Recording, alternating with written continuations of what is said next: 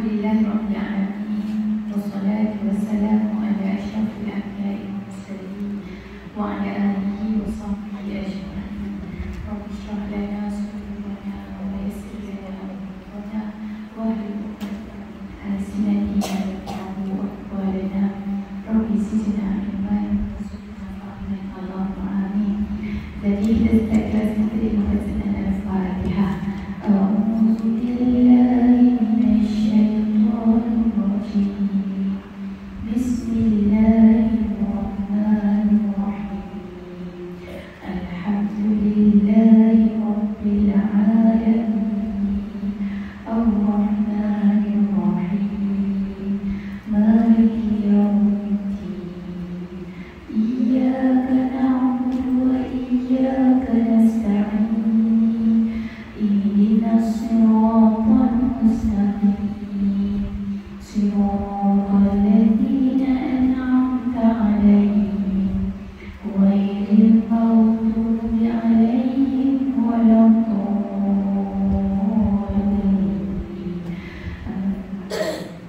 Alhamdulillah, kami syukur kita kepada Allah Subhanahu wa taala. Dengan izin Allah Taala, dengan rahmat-Nya, dengan kasih sayang Allah kepada kita, alhamdulillah kita masih lagi di sini, masih lagi mampu menghirup udara pada saat ini, mampu lagi berjalan. Syukur alhamdulillah.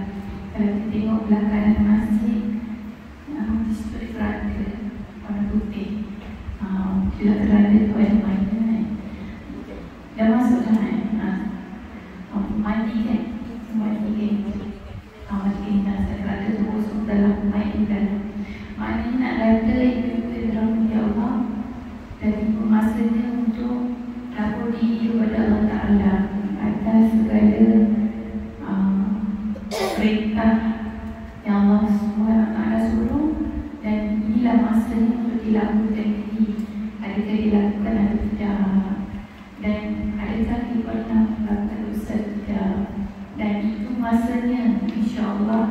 Jangan risau, jangan gaduh-gaduh. Masa kita akan ditentukan dengan berebut-berebut, nanti adalah masa kita pula. Jangan jealous lah. Cukup kita pernah menyusul sebenarnya. Gelak-gelak juga kan, tapi takut juga. Takut cik kan? Takut. Semua orang kan ada rasa macam itu kan. Sebab kita ni manusia kan, kita tak terlepas daripada dosa dan apa yang Allah larangkan. Kita usahalah sebaiknya untuk menjaga diri kita. So kalau kajian perbincangan topik besar kita hari ini adalah syurga dan neraka. Di manakah tempat kita nak pergi, syurga dan neraka, mestilah kita orang Islam, kita naklah sangat-sangat masuk ke dalam syurga. Jadi bila sebut tentang syurga ni, kita kena cari ahli syurga iaitu bersih daripada dosa. Okay. Dosa jadi saya kupas tentang dosa sikit. Dosa merupakan penghalang antara manusia dengan Tuhan. Maknanya kalau kita buat dosa, hubungan kita dengan Tuhan jadi penghalang, jadi macam tak dekat. Sebab apa? Sebab kita dikotor dengan dosa. Okey. Tapi meninggalkan perkara-perkara yang menjauhkan seseorang daripada Allah, berpaling meninggalkan perkara-perkara yang menjauhkan seseorang daripada Allah adalah satu kewajipan. Maksudnya Allah kata kita kena jauhkan diri daripada apa yang Allah larang. Contohnya Allah kata tak boleh berzina, tak boleh mengumpat, tak boleh fitnah. Maksudnya dosa yang Allah kata tak boleh buat tu wajib kepada kita taat, kena ikut. Jangan buat. Allah kata ini minum arak tak boleh, merokok, mengumpul, menzalimi semua tak boleh. Wajib sebagai orang Islam ikut. Okey. Jadi untuk dapatkan ilmu kita, untuk kita ni kuat dalam berebut mencari pahala ni, ada 3 perkara yang kita usahakan. Pertama, kena ada ilmu. Orang yang sering top up ilmu, orang yang sering belajar dalam majlis ilmu macam ibu-ibu ni, orang ni dia ada satu ilmu ni dia akan lahirkan kefahaman. Oh, ni tak boleh buat gini, tak boleh gini, tak boleh gini. Daripada ilmu tu lah dia akan usaha untuk jadi yang lebih baik. Yang kedua, penyesalan. Seseorang yang bila dia buat dosa, dia kena segera menyesal dan bertaubat kepada Allah Ta'ala. Maksudnya menyesal ni bukan acuh-acuh, tapi menyesal dari hati yang paling dalam. Okay? Yang ketiga, keazaman. Keazaman ni maknanya tekad dalam hati bahawa kita tidak akan mengulangi lagi dosa yang sama. Contoh, sebelum kita lalu barang sampai dengan suami, sampai kata menderhakai lah, meninggikan suara, sampai pukul ke apa pada jam yang sebenarnya tak minta maaf sampai ke sebelah. Arwah dah meninggal baru rasa macam ni aku salah macam tu. Okay, walaupun masih hidup memang kita salah, tapi memang suami salah, tapi macam mana kita nak menyampaikan kesalahan itu dengan berhikmah. 10 kali kita betul pun 10 kali dia salah pun dia tetap suami. Jadi macam mana kita nak berkomunikasi dengan bijak supaya kita tidak sampai ke level derhaka. Pertama, ilmu kena ada. Bila buat dosa kena menyesal. Lepas tu kena bertaubat tu dengan berazam untuk tidak mengulangi lagi. Kalau dosa ni adalah sebab diri manusia jauh dengan Allah Ta'ala.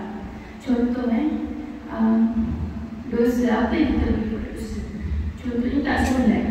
Dia bertahun-tahun solat sampai dia tak solat. Dosa tak? Dosa. Contohnya maghrib tu nak kejap. Kan? Ataupun subuh tu panas sangat, tak larat nak tidur dulu. Sedangkan dah masuk subuh, tapi dia kata nak tidur dulu lah, tak larat. Bila dia dah start tidur sampai pukul 6.30 petang, sebenarnya dia kata tak larat. Kan? Sebenarnya solat dah dulu, baru dah tidur. Lepas tu dia dapat dosa tak? Dosa. Dosa sebab dia meninggal apa yang Allah suruh. Satu. Kalau orang yang macam ni, rasa tak? Dia nak bangun tahajud malam hari, dia rasa susah. Nak bangun waktu malam, dia rasa susah nak bangun. Rasa macam setiap tidur dengkur, nak bangun 3 pagi, memang susah. Kalau bangun dia terkencing, lepas rasa malas sangat, tak boleh balik. Sebab apa? Bila dia biasa buat dosa, dia jadi penghalang untuk diri dia dekatkan diri kepada Allah Ta'ala.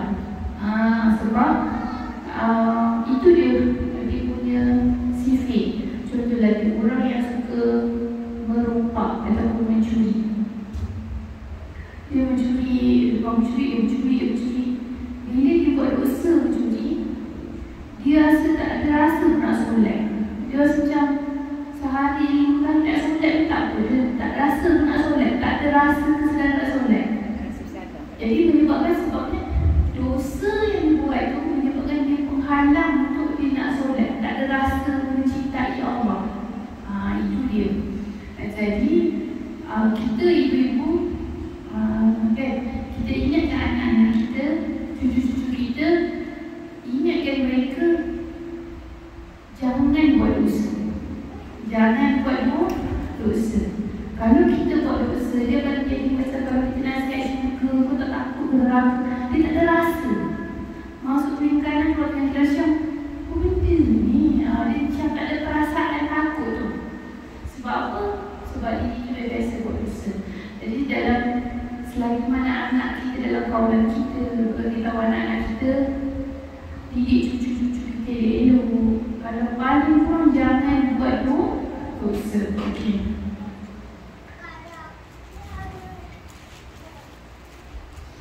Allah Subhanahu wa ta'ala berfirman, wa tubu ila Allahi jami'a ayyuhal mu'minuna la'allakum tuflihun.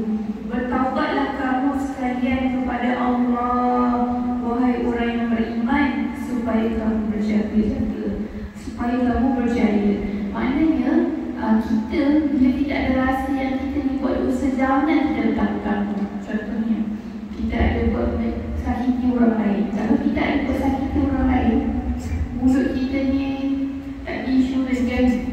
Contoh kita sakitkan hati orang lain, kita perlu untuk meminta maaf pada manusia tersebut sebelum kita mati. Sebab apa? Sebab itu dosa kita dengan manusia tersebut. Kata apalah raya nanti aku minta maaf. Kalau dah sempat raya kan, kalau tak sempat raya macam mana? Itu dosa kita dengan manusia. Ada pun dosa kita dengan Allah Ta'ala, mesti kita nak minta ampun dengan Allah Ta'ala. Contohnya apa? Macam saya cakap tadi lah, tak solat, tak tidak tutup aurat, nampak aurat, mendekati zina dan sebagainya. Itu semua dosa-dosa dengan Allah Ta'ala.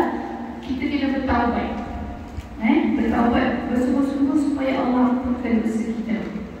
Nabi Muhammad SAW pun bersungguh-sungguh bertaubat. Kalau Rasulullah ada buat salah kan, dia rasa dia silap dalam menggunakan idea-idea dalam peperangan dan sebagainya, dia mohon ampun kepada Allah, minta maaf, ya Allah, bersungguh-sungguh. Itu Nabi pun kan.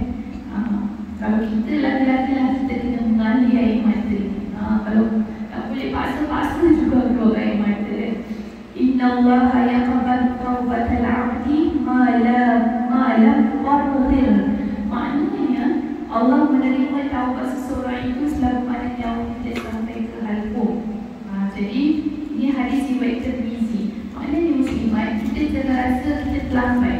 Kalau dulu makcik pakai tutup berjambul keluar ke depan, elok leher berbuah kan. Lepas tu solat lambat susah. Dulu masa dah umur 30 baru sedar nak ke sekolah, macam-macam lah. Dia teringat zaman jahil dulu, zaman tak tahu dulu kan. Jangan ibu-ibu rasa macam salah sampai tak buat apa-apa, penuh lalu bilik nangis kan. Tapi kita selagi kita hidup, kita kena terus melangkah dan berjalan. Kita kena terus melangkah dan berjalan, minta ampun kepada Allah. Macam hadis tadi, Inna Allah yaqbalu taubatal 'abdi ma lam yuqarrir. Maksudnya kalau kita betul-betul minta ampun kepada Allah, ya Allah, Kau Maha mengetahui banyak dosa yang telah kulakukan, ya Allah. Masa dulu sekian-sekian, Kau Maha mengetahui, ya Allah. Kalau dosa kau terimalah taubat. Kita minta ampun, berazam untuk tidak akan mengulanginya semula. Macam tu kan. Betul-betul dengan penuh hati, insya-Allah Allah akan ampunkan dosa kita. Itu saya kata, kalau dosa kita yang laku dengan Allah Ta'ala tu, jangan kita putus asa minta ampun. Sebab dalam hadis ni kata Allah akan menerima taubat kita selagi mana kita nyawa kita tak sampai ke halqum lagi. Kadang-kadang kita ni suka bertangguh. Bila kita dah buat dosa ni, kita rasa silap ni. Nantilah tu yang bahaya. Boleh ada jaminan malam nanti kita hidup. Cepat-cepat kita ambil duduk solat sunat taubat. Minta ampun, ya Allah, aku dah buat sekian. Tapi kalau kita ada masalah dengan manusia kan, kita mengumpat dia, kita fitnah dia, kita sakitkan hati dia, turunkan ego kita. Ingat syurga, aku nak masuk syurga dalam keadaan bersih. Mesti aku bersihkan diri aku daripada dosa. Jumpa yang si Salomah tu, aku gabung aku perempuan.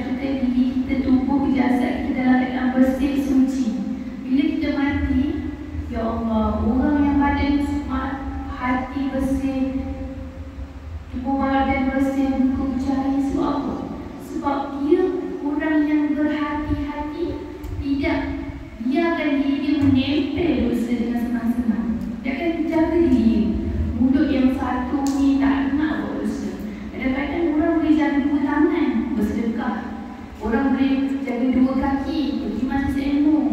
Orang boleh jaga dua mata, tak tengok benda bukan. Duduk tengok sejadah.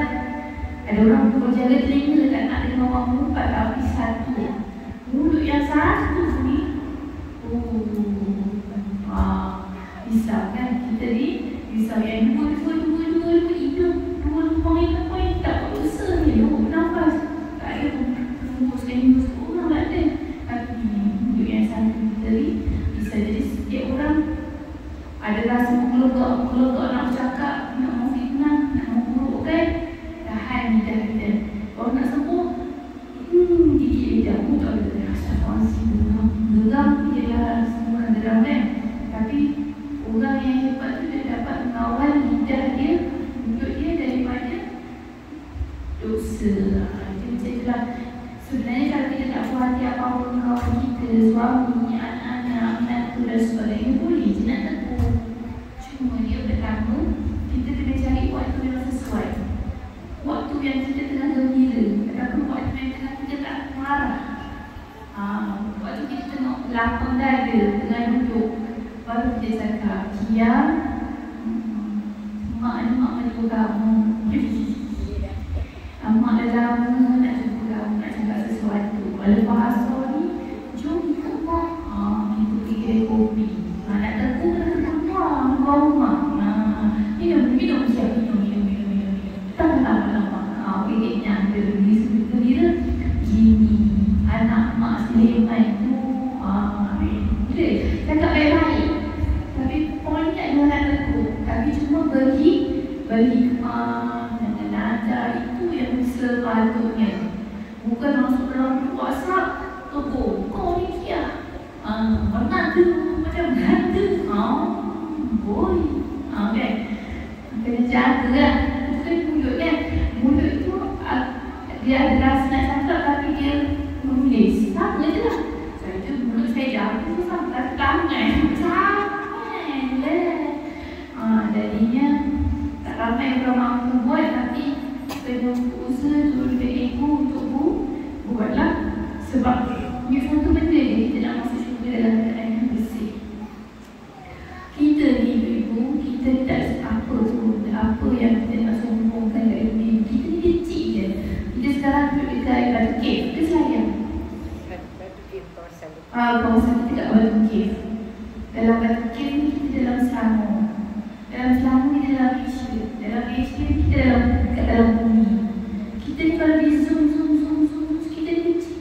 Dalam masjid Taibin. Kalau kita buat perangai jahat, Allah cantik, Allah pengek, yang kita dah habis kita. Tak adalah kita nak bersuara mana macam gerasi, kuat. Kita kecil je. Tapi mulut kau main. Kalau Allah kata kau sekarang untuk jumpa dengan suami, kau cantik je kau. Terus kita stop. Macam mana? Jadi stop kan? Tak boleh nak gerak herot mulut. Nak kata kan? Itu kalau Allah kata dia gerak sangat, Allah bagi pahala kat dunia. Okay, tapi sekarang kita tengok Allah tu maha pengasih lagi. Kita mengumpat orang ni, tak ada pun tiba-tiba jaga longkang terus. Masih lagi Allah bagi belakang terus. Kau tahu baik, tak tahu baik. Kau nak minta ampun tu tak ada orang kau mengumpat. Maksudnya Allah tak bagi terus. Kan, tiba-tiba mengumpat terus herot mulut. Tak ada. Elok lagi. Kau tak boleh lagi. Kita mengumpat lagi. Macam mana kan? Jadi ibu-ibu yang berhormat Allah, kita wanita ni kaya dengan emosi. Kita kaya. Kan ada orang makan kaya protein. Kita emosi kita ni kalau kita pergi rumah ni dekat dengan kita. Berbeza dengan lelaki. Lelaki ni kurang sikit emosinya. Tapi kita berhak untuk menjaga emosi kita dengan sebaiknya lah. Kita kena usaha. Pertama, jenis-jenis dosa. Akhlak dan sifat manusia terlalu banyak, tetapi punca berlakunya dosa ada 4 sifat berikut. Pertama, sifat ketuhanan. Bahasa Arabnya menghentikan. Dari sifat ini lahirnya perasaan takabur, berbangga, suka kepujian, megah, mencari kedudukan yang tinggi, tetapi sebagai manusia lalai terhadapnya dan tidak menganggapnya sebagai satu dosa. Okey, sifat rububiyah ni sifat dia rasa macam dia Tuhan. Dia baru beli rumah besar dahulu, dia rasa megah, dia tak kabur. Duduk cakap lah orang ramai yang aku ada rumah ni, tidak kisah aku ada lapar, setiap bilik itu ada pita air. Semua dia nak kabur, nak cerita megah-megah kan. Sifat ni sifat yang hanya Allah yang ada sepatutnya. Allah menciptakan, Allah berhak ada sifat itulah sebab Allah berkuasa. Tapi dia ambil sifat tu dalam diri dia. Itu sebenarnya dosa yang kita tak perasan. Okey, sukakan pujian. Dia suka selalu kau tak puji, tapi lagi ilah dia semarah. Dia nak orang puji dia. Kan sifat suka dipuji. Tapi kalau orang dah puji, dia cakaplah alhamdulillah, ini semua Allah punya, Allah bagi peluang. Okey, maksudnya jenis dosa yang kita lepas pandang yang pertama ni sifat yang dia rasa dia macam Tuhan lah. Moga-moga. Sedangkan saya kata kita ni kecil je. Okey, sifat yang kedua, dosa yang kedua yang kita tak perasan, sifat kesyaitanan, syaitaniyah. Sifat yang kedua ini dia muncul bila ada perasaan dengki. Lepas tu melampaui batas, berhela, berbohong, merancang benda yang jahat, menipu, munafik, mengajak orang buat perkara yang merosakkan. Ini pun kira dosa juga. Kategori dosa yang kedua ni syaitaniyah. Dia akan rasa dengki dengan orang. Dia rasa macam bukan ni dulu miskin, tapi dia dah kaya, geram betul aku. Macam dia dah fikir, lepas tu dia ambil lah kepada kami, balik dalam rumah tu, balik. Aku contoh ni sapu sampah najis kucing tu dalam peluduk tahi balik dalam gate, dalam gate rumah orang tu sebab dia dengki sangat. Yang paling dahsyat dia sihir, bagi disakiti. Benda-benda ni semua bodoh, dosa. Itu jenis yang kedua. Ataupun dia ajak orang untuk buat jahat. Kau tak payah kawan masa rumah tu, dia tu bumbuk orang lain. Lama-lama kau bawa dia pada kau orang lain. Dia memburuk-burukkan. Lepas tu menipu. Okey, itu yang kedua. Okey, yang ketiga, bahimiyah. Bahimiyah ni bahasa Melayu dia binatang. Sifat macam binatang. Contohnya, melakukan perkara jahat, dorongan untuk memuaskan kehendak hawa nafsu perut. Suka melakukan syahwat kemaluan, sehingga berlakunya zina, liwat, mencuri, mencari sesuatu nikmat dunia semata-mata untuk puaskan hawa nafsu. Yang ni sifat binatang lah. Suka apa tadi kata, suka ikut nafsu je. Ada jenis yang dah kahwin tapi tak cukup-cukup nafsu dia pada isteri. Dia cuba untuk tengok benda-benda yang Allah haramkan sampai dia puas. Lepas tu suka lah mengurut orang lain sedangkan ada bini kat rumah. Orang yang macam ni terlalu ikut dengan nafsu syahwat. Bahaya. Sebab apa? Sebab kalau nak ikutkan nafsu sampai bila-bila takkan cukup. Sebab kita yang kena kawal nafsu kita ke arah yang dihalalkan. Contohnya isteri. Kalau orang ikut sangat nafsu, contoh dia rasa ada dia pergi pasar, dia nampak lemah tu cantik, dia rasa nak kahwin dengan lemah sebab dia terpesona dengan lemah. Lepas tu dia rasa dia dah ada isteri, tapi bila dia pergi pasar dia jatuh cinta dengan lemah. Lepas dia rasa nak kahwin dengan lemah. Lemah tu orang dia macam limah, tapi dia lemah. Lemah tu tak makan juga. Lemah contoh, kalau limah tak ada, tak orang limah. Okey, yang ketiga pula, lepas tu pergi jalan-jalan pergi masjid bagi nampak pula Kia. Oh dia pun boleh. Nampaklah tak sampai. Jadi kalau bagi tugas nak nafsu, nak kahwin dia tidak. Habis tu takkan semua benda yang dia jumpa tu semua orang nak kahwin. Sebab dia tidak mengawal. Sebab perkahwinan ini memerlukan tanggungjawab yang sangat besar. Kan? Jadi orang yang tidak mengawal nafsu dia tidak menggunakan nafsu dia sampai satu tahap dengan lelaki, sampai lelaki pun dia nak tuju dia. Dan sampai satu tahap juga ada juga di Malaysia juga sampai haiwan pun sanggup dia melepaskan nafsu dia. Kambing tu kambing menjerit mati, rupanya kambing tu kena dibuat. Jadi kalau kita tidak mengawal nafsu kita, sebenarnya kita kalah dalam meletakkan diri kita lah, bukan kita dengan Allah. Kita kalah dengan nafsu kita. Sepatutnya kita dengan menangkan iman kita. Sebenarnya diri kita ada iman, ada nafsu. Cukup dah sekadar apa yang halal dalam diri kita. Itu Allah bagi kita kahwin dengan Salomah dan itulah rezeki, itulah Allah hadiahkan kepada kita. Jadi syukur dengan cara apa? Dengan tidak buat kotor dengan Allah Ta'ala. Maksud saya? Itulah. Kalau nak ikutkan nafsu sampai bila-bila pun tidak akan habis. Kalau kita layan nafsu tu dia lebih berjinak-jinak lagi bermaharat saja sampai dia sanggup buat binatang. Alhamdulillah. Kan? Itulah sifat binatang, itu bahaginya. Yang seterusnya sifat sabiyah. Sabiyah ni sifat puas. Itu pun dosa juga.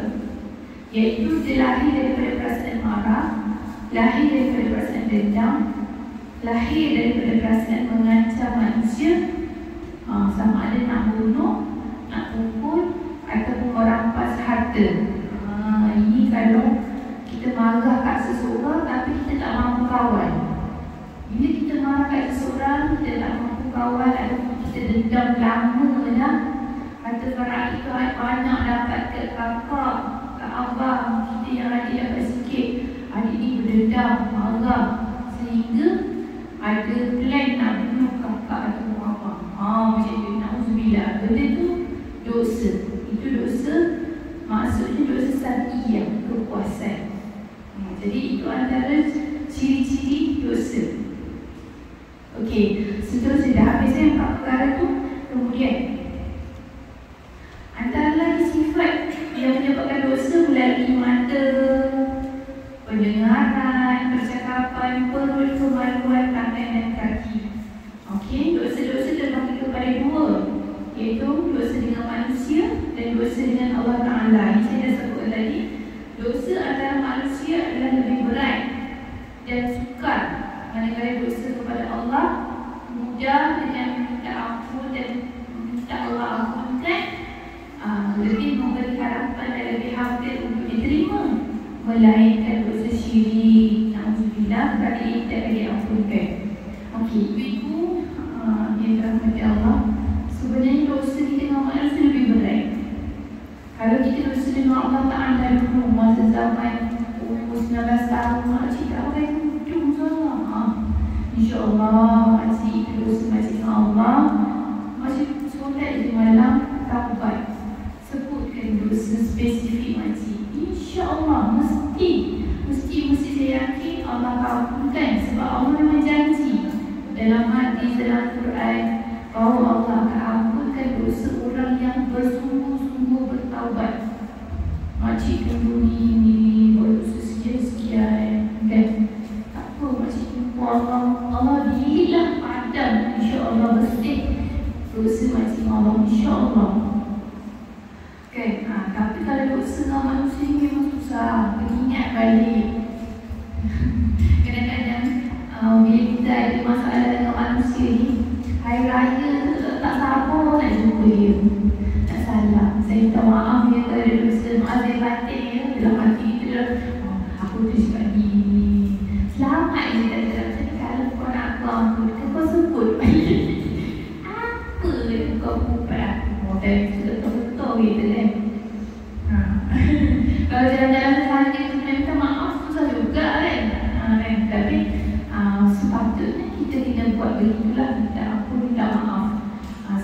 berat kalau kita mati dalam keadaan dosa kita belum di-clearkan lagi dengan orang yang kita buat dosa. Okay, dosa pula terbagi kepada dosa kecil dengan dosa besar. Okey. Dalam sebuah hadis Rasulullah SAW sabda, "Ijtanibus sab'al mubiqat." Qala ya Rasulullah, wa ma hunna? Qala asyirku billah wa sihru. Baca Melayu. Rasulullah SAW sabda, jauhkanlah diri kamu dengan 7 dosa besar. Dosa besar ni kita tidak boleh buat. Tolonglah diri, jangan buat dosa besar. Sebab dosa ni besar akan membinasakan diri kita. Sahabat bertanya kepada Rasulullah, wahai Rasulullah, baginda menjawab, Rasulullah, sahabat kata, apa dia dosa besar ya Rasulullah? Rasulullah jawab, pertama syirik kepada Allah. Syirik ni itu maknanya kita cakap dalam diri kita tak ada Tuhan dah kalau ni Allah tu bukan Tuhan kita. Itu salah. Itu dosa besar. Sebab kita hidup, kita kena percaya daripada dalam hati kita, dekat lidah kita, Allah lah Maha Besar, Dia yang takdirkan segala-galanya. Yang hidup akan mati, dan kita pun akan mati. Cuma ni kita tak tahu bila. Pokok kunyit mulanya subur, dah sampai ke 5 bulan, tiba-tiba mati. Menangis kita macam mana mati pokok kunyit. Kita kena terima.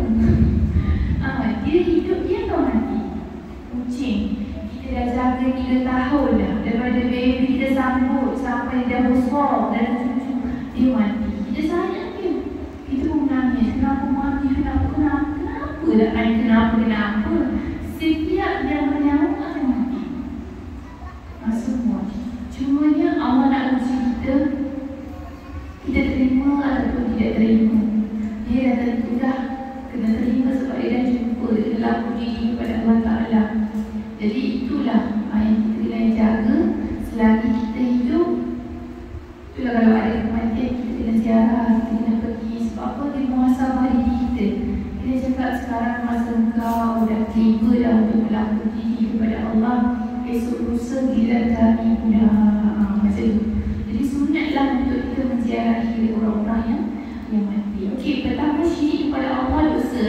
Kedua buat sihir. Janganlah sekali kita guna benda kotor, iaitu sihir.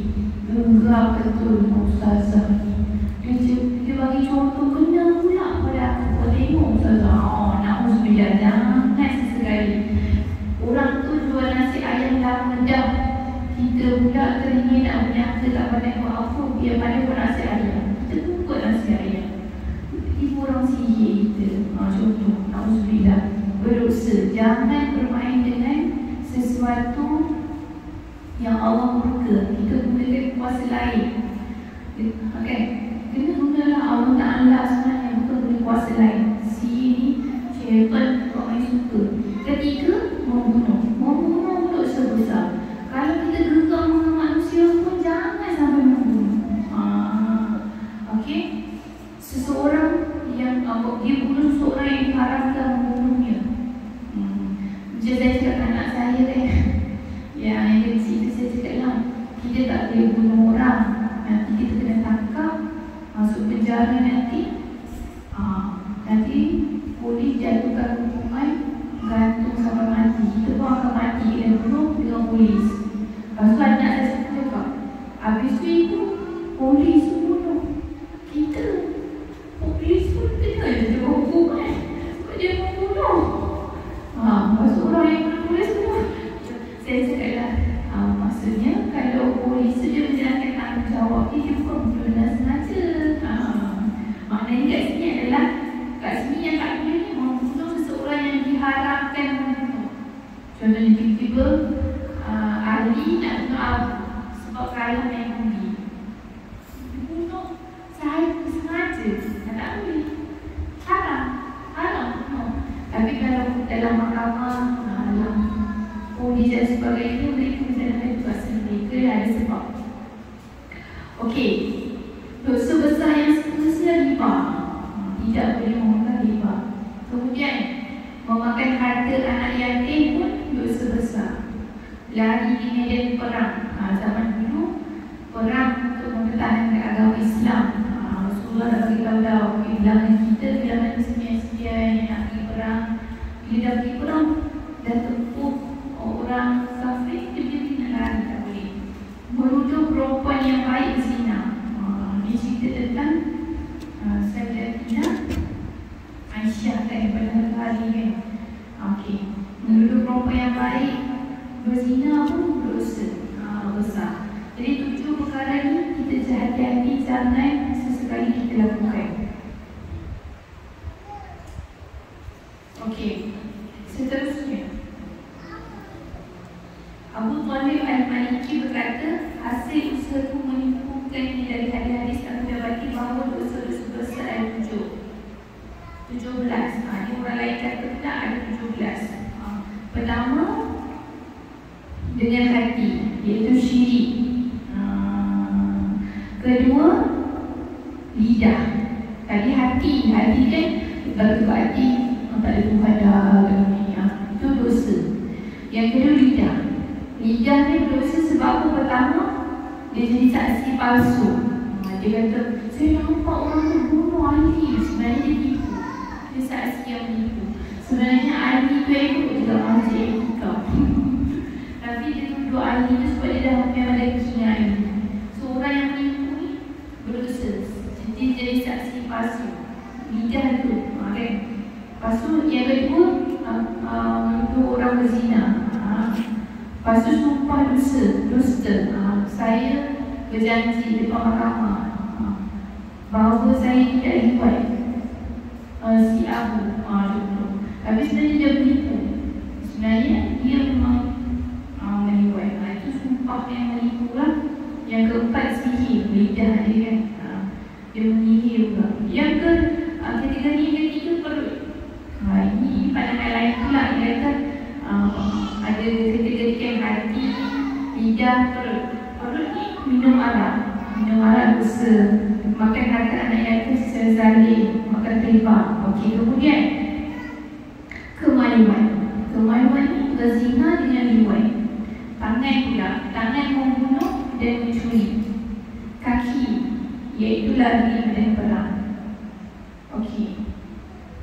Dan akhir sekali, dosa daripada seluruh badan, iaitu derhaka kepada ibu bapa. Macam mana kita gerak pun mak kita, gerak dengan ayah kita kena sabar. Kita kena anggap mungkin mak ayah kita dulu tak ada pendidikan cara nak didik. Kita maafkanlah dia sebab dulu tak ada ilmu parenting, tak ada ilmu cara pendidikan anak-anak semua kan. Jadi mak kita didik kita dengan cara yang didapat daripada nenek kita. Jadi banyak yang kita rasa tak puas hati dengan mak ayah, sabar. Ingat paling kurang pun dia telah melahirkan kita. Ingat paling kurang ayah lah yang mencari nafkah kepada kita bekerja pagi balik petang kan. Jangan sekali kita mendurhakai mak ayah kita. Okey, itu antara dosa lah, dosa-dosa yang kita kena hati-hati dan jangan izinkan kita untuk melakukan dosa itu. Okey, sekarang kita masuk syarat-syarat taubat. Kalau kita nak bertaubat,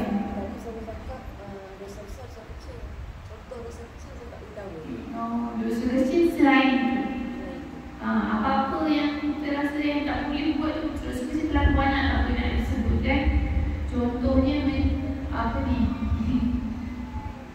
Apa macam dosa kecil banyak sangat. Mengumpat, menyakiti hati orang. Itu masuk dalam dosa besar tau. Tak. Dia boleh diampunkan dengan taubat oleh Allah Ta'ala. Lepas tu contoh lagi apa? Ludah. Baju cantik sangat. Ludah. Okay. Selain ni, yang saya sebut lah, mencuri, merokok, itu adalah dosa besar. Okay. Cakap bohong, penipu, masuk dalam kategori apa? Kecil. Yang besar tu adalah tujuh yang saya cakap tadi, saya ulang balik. Yang tujuh tadi apa? Syirik. Syirik ni besar sebab kita mengaku kalau kita tak ada Tuhan. Allah tu bukan Tuhan. Cuba kita bayang, kita ada anak. Anak kita kata, kau bukan mak aku. Berdebar tak jiwa kita? Sakit, kita bersalin, kau tak ingat. Kau bukan mak aku lagi. Cakap macam tu. Sebenarnya itu dengan mak. Tapi kalau dengan Allah, kau bukan Tuhan aku. Lagi besar dan dosa dia kan. Lepas tu sihir. Sihir ni sebab apa dosa besar? Sebab dia mempercayai ada kuasa lain yang bertolong dia. Sebenarnya Allah yang kita minta tolong. Bunuh dosa besar. Ambil pisau matikan seseorang. Kita tak berhak mematikan seseorang. Okay. Okey, dan seterusnya lah. Okey, kita masuk balik pada tentang taubat. Bila kita sebut tadi, kita kena bertaubat. Bertaubat ni pertama sekali berazam sungguh-sungguh tidak akan ulangi dosa tersebut. Okey. Pertama, keazaman dalam jiwa kita. Contohnya seseorang yang suka tengok video ucap. Dekat zaman serba canggih ni ibu. Kan? Handset ini boleh jadi perkara yang baik, boleh jadi perkara yang racun yang boleh membinasakan diri kita yang bersembilan. Tapi saya ingat ibu-ibu ni suka pelihara, insya-Allah. Tapi yang kita risau anak-anak muda kita.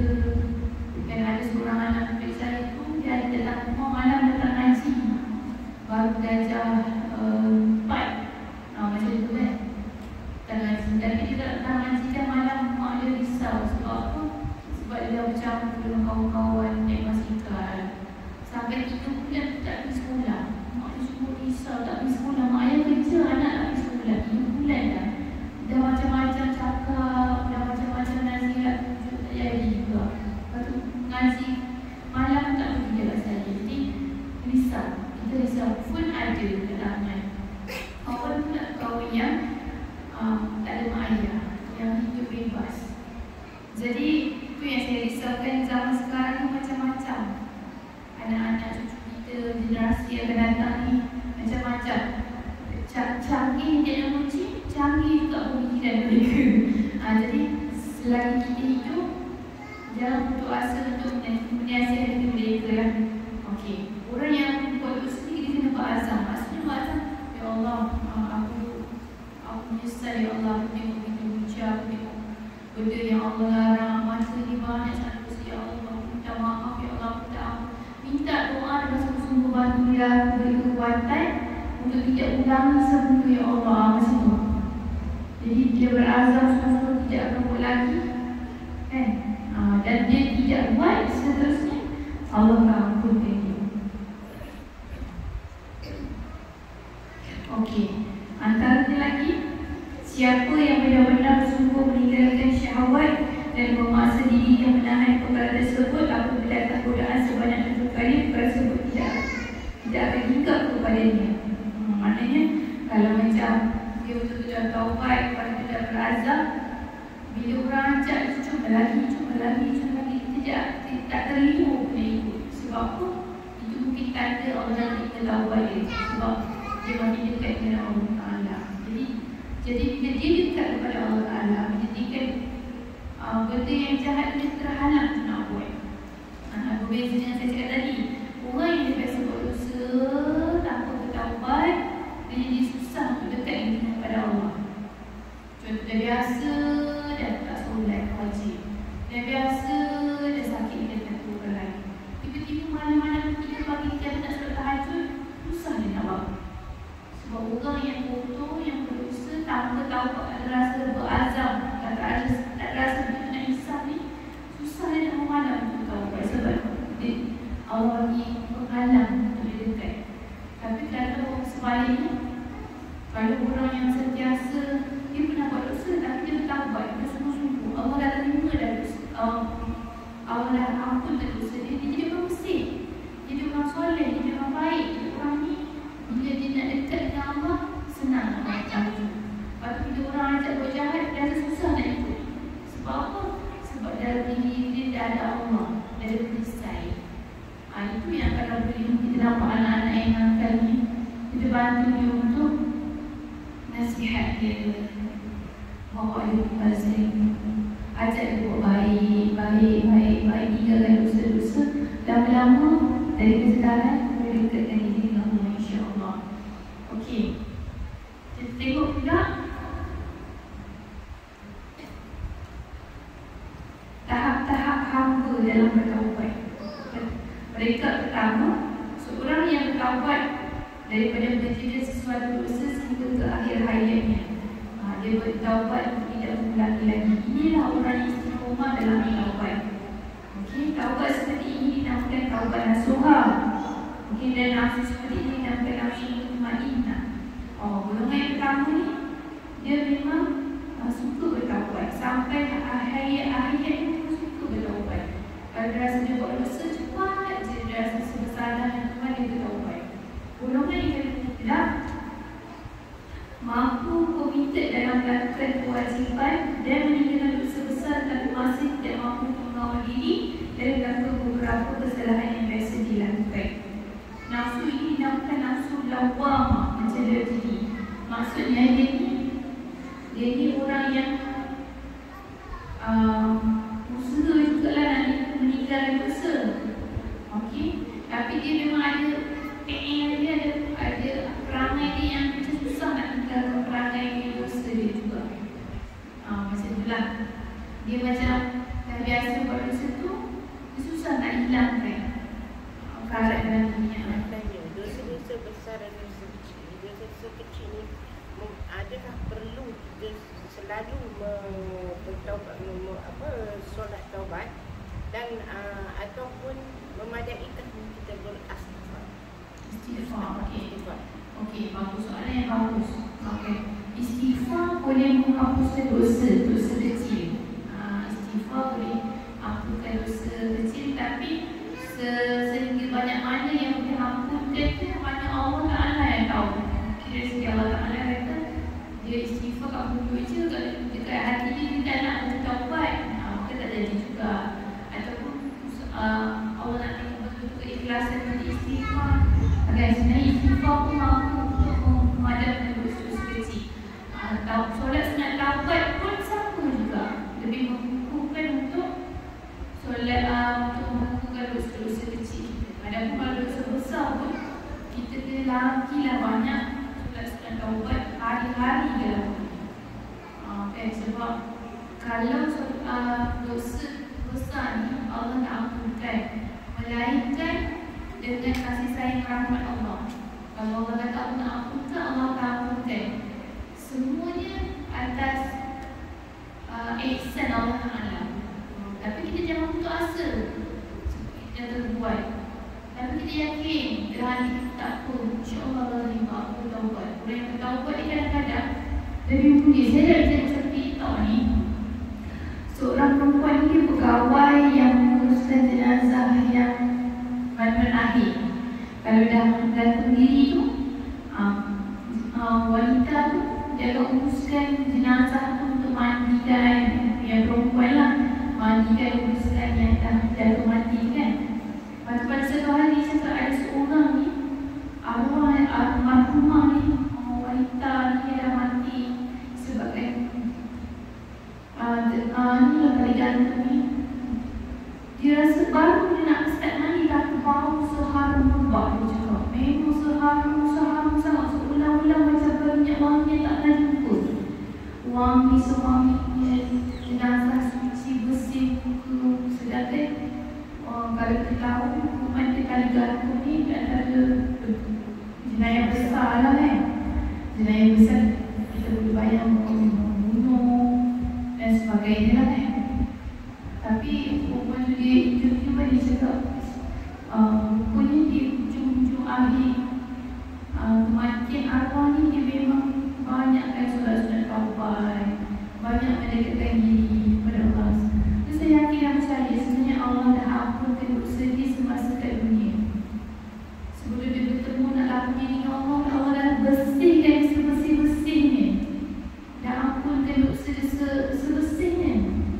Jadi dia meninggal dalam keadaan senyum, bersih. Sedangkan tak mati kan lagi dia cakap. Dan dia pun masalah diri. Dia kata kita tidak boleh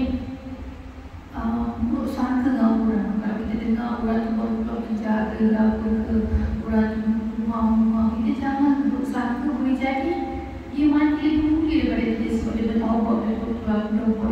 Jadi dia rasa lebih dekat dengan Allah Ta'ala bila dia bersungguh-sungguh. So ukuran dia tu antara kita dengan Allah Ta'ala sejauh mana usaha kita. Faham tak maksud saya? Bersungguh-sungguh tu. Okey? Okey, Alhamdulillah. Kita tengok lagi berkenaan dengan kematian sikit lah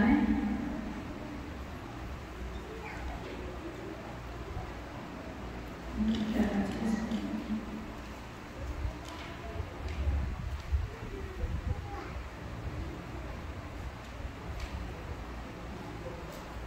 Okey, kita tengok sikit.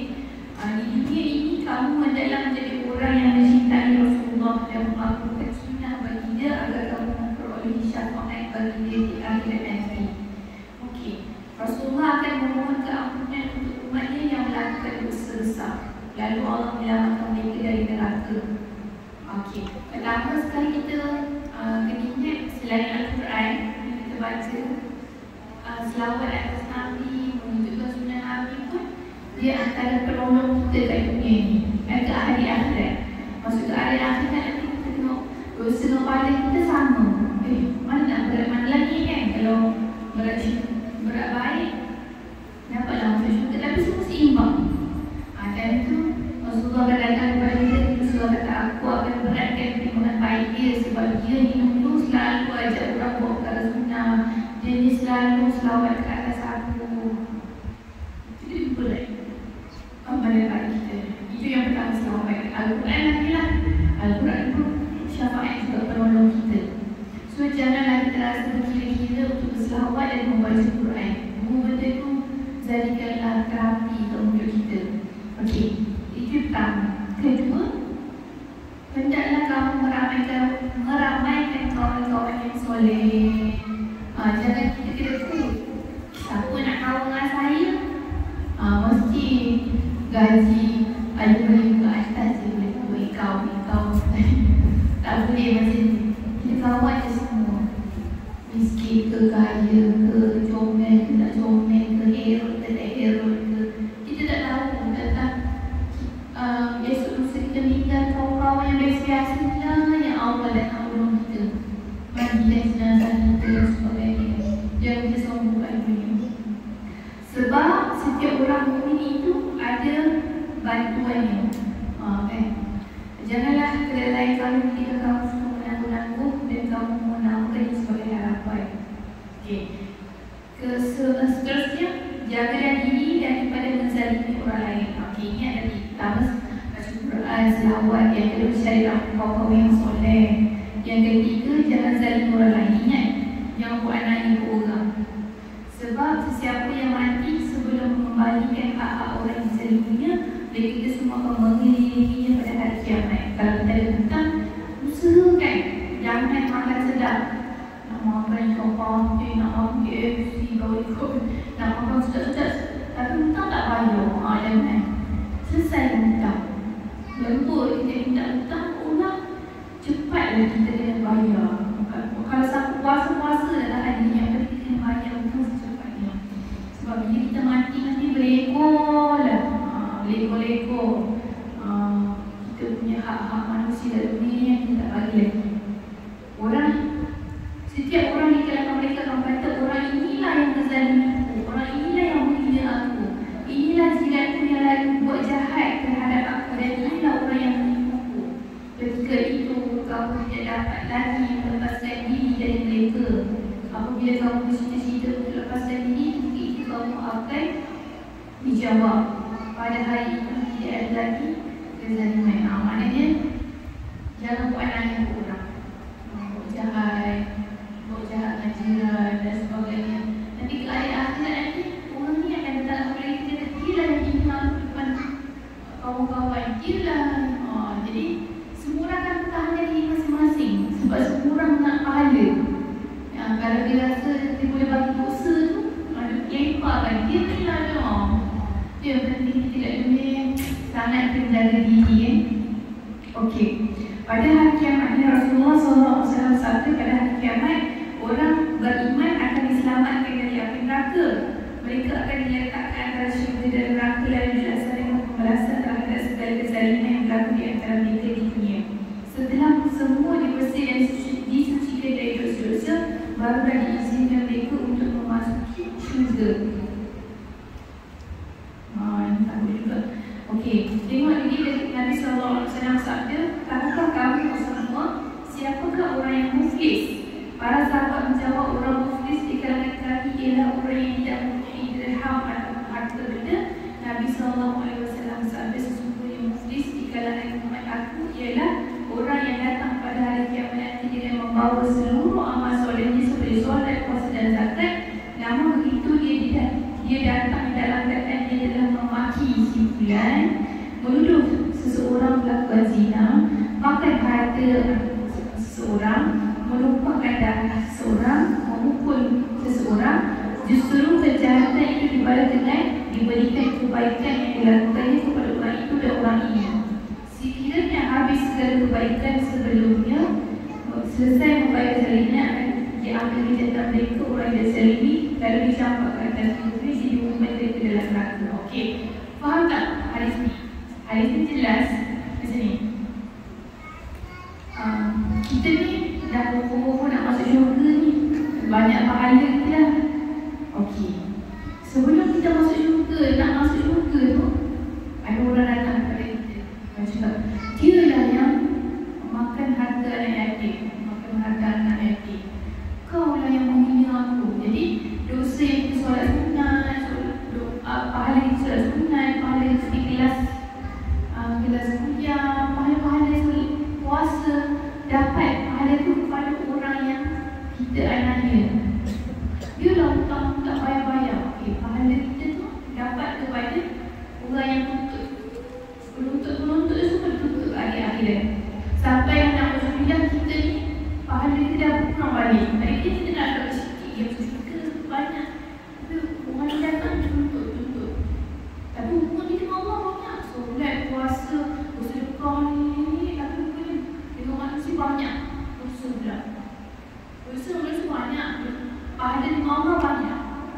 Jadi orang yang tuntut tu, dia ni dah duduk malu-malu depan khalayak ramai. Beritahu aku tak pandai mengaji, tak payah jual dalam Quran. Malu aku contoh. Yang ni dapat pahala, kita punya pahala dapat kat dia. Sehingga lah kita punya pahala tak ada, tinggal dosa je, kan? Macam tu. Sebab dosa tu pula, contoh kan, dia dosa orang yang contohnya dia mencuci kan, dia ada tak pernah pulang. So dosa yang dituntut tu, dosa dia bagi kepada kita. Kita dah pahala dia tak ada, dosa dia rendah ni. Dia tambah pula dosa. Jadi itulah kita hari akhirat nanti. Tu hari sahih lah. Hadis riwayat Muslim dan Tirmizi. Jangan kita ingat bila kita duduk kat dunia ni, dengan Allah je kita kena jaga. Tapi untuk manusia pun kita kena waspada. Okey. Jadi kita pernah pukul 10 ni kan? Sebenarnya banyak lagi. Kita termasuk sifat-sifat ahli syurga. Dan tak apa, kita sambung lagi next episode insyaAllah. Okey. Jadi kita tutup malam dengan tasbih kafarah dan suratul Nas.